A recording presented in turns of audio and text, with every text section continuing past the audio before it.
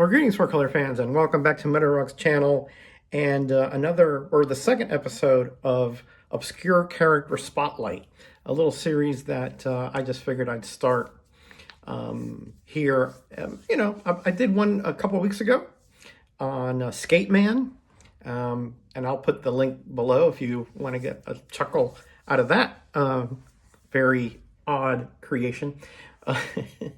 But before I get into Rog-2000 here, a little bit of an announcement here. I will be back in Florida and the Metacave next week. I'll be getting there on Wednesday. So I'm going to be doing a couple live streams and, of course, a lot of videos probably to bank for later on. So do put on your bell notification so that if you want to be around for the chat. And, of course, I will invite some friends to be with me on the stream at that time. And I'm going to do something a little bit different. I'm going to take you around the Metacave in live, and I'm going to ask you, the chat, what you want to see around in my Metacave, my comic room. And so it will be a fun little venture into the innards of the Metacave, if you so wish it to be. So again, join me. I'm not sure when I'll do it, maybe on Thursday evening of next week, also a week from today I will do that. But again, I have to check with the wife and what events she has in mind when we go back to Florida. We'll be there about a week, by the way. All right, so Rog-2000, again, he only appeared in color in E-Man. His first appearance was actually in Contemporary Pictorial Literature number 11, which was a fanzine by the CPL gang. The CPL gang was just a bunch of guys who were big fans of Charlton, and they created this fanzine. I think I have one issue of it in which it gave you all kinds of, different perspectives, angles about Charlton and other things. And of course, John Byrne was part of that gang. Some other guys you may have heard, Roger Stern, Bob Layton, Duffy Volan was part of that as well. And this character, Rog-2000, was sort of like a mascot of the magazine. He was in the letters page, and he would show up in, different just little areas, etc. But they actually put him into a story, or sort of a story. It was actually a running gags about, all those individuals that were part of that fanzine and the travails that go into creating it. And Rog-2000 was there just sort of as a editor of sorts, but it was all, in good fun. But I believe the story goes that Nikolai Cutie, which was a writer for Charlton, saw that and said, hey, I want to put him in a story. And John Byrne, of course, came on to Charlton at that point, 1974, I do believe, and did the art. Obviously, it was his part of his creation, along with the Rogers. By the way, that's why he's called Rog-2000, because Roger Stern and Roger Slifer, I believe, were on that staff as well. So they just call him Rog-2000. Let's get into the interior a little bit. I'll try not to let it slide down like I did in the previous video. Again, this magazine I picked up over in Koch's for $1. And it includes all the appearances of Rog-2000, including, again, this one here that only appeared previously in that Contemporary Pictorial Literature number 11 in black and white. Now, everything in here is in black and white. Even the E-Man reprints are in black and white. So if you want to see those in color, you'll have to go and see, open up the E-Man comics, which I do have, but they're in Florida. So I'm not going to be showing that today. But Rog-2000 is an interesting character. He is a robot, but he has quite a personality, somewhat surly. As you can see, he's a very, shows his emotions.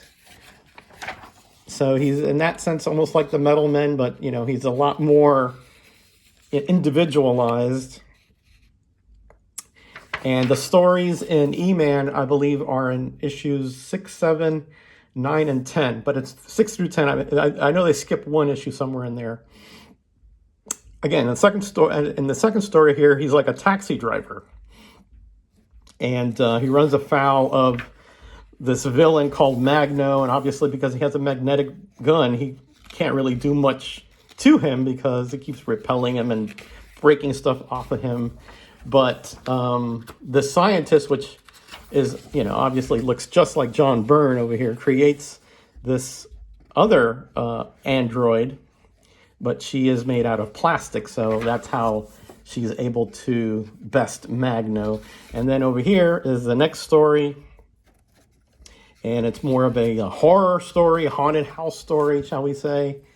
And you can see the characters here. Again, Byrne just did a great job with the art here, and QT with the stories. They're just whimsical, satirical stuff, but boy, I tell you, if you do pick up the original E-Man or this particular magazine, it's a little treasure, as far as I'm concerned, because they're all in here. And the black and white, it does sharpen the art a little bit. It's a better production quality than the Charltons at the time. So he rescues this fair maiden in there, and here again, he's I think he's a taxi driver again here, and he runs across this lady who's being mugged, and apparently she's a witch, and turns him human because she figures that's what he wants, to turn human. But you see him here, he's like, "What do you mean I'm human?" Right? just bizarre. That's how Byrne would put him as human there.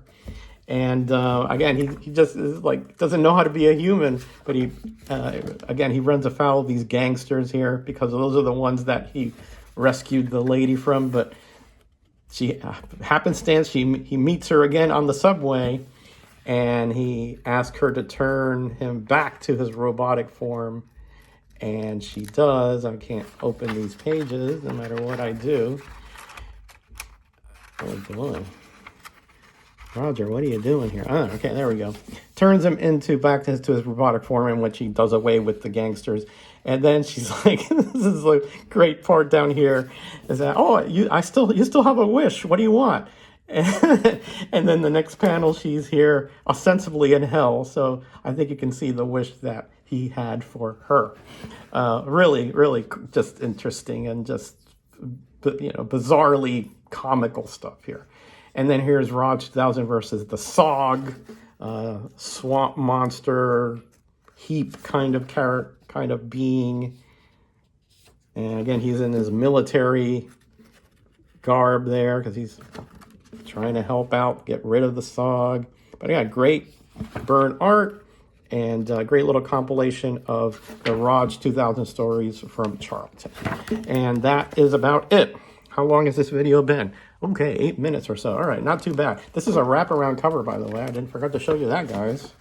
Yeah, I mean, again, and all the characters here in the Rog-2000 stories are there as well. So that's it. Hope you enjoyed this obscure character spotlight. Again, I'll ask you to join me next week when I do a few streams, and I'll be doing some videos as well, but probably those will be for the future once I come back here to New Jersey. Let me know what you think. And if there's any other obscure characters that you think I should do, and I happen to have, I would love to hear suggestions about that. All right? Because, I sometimes, run out of ideas. You know what I mean? All right, buddy. Hope to see you all next week. Thank you again for all your support during all these years. It really does mean a lot to me. All right, buddy. Be kind to each other. Be blessed and be back.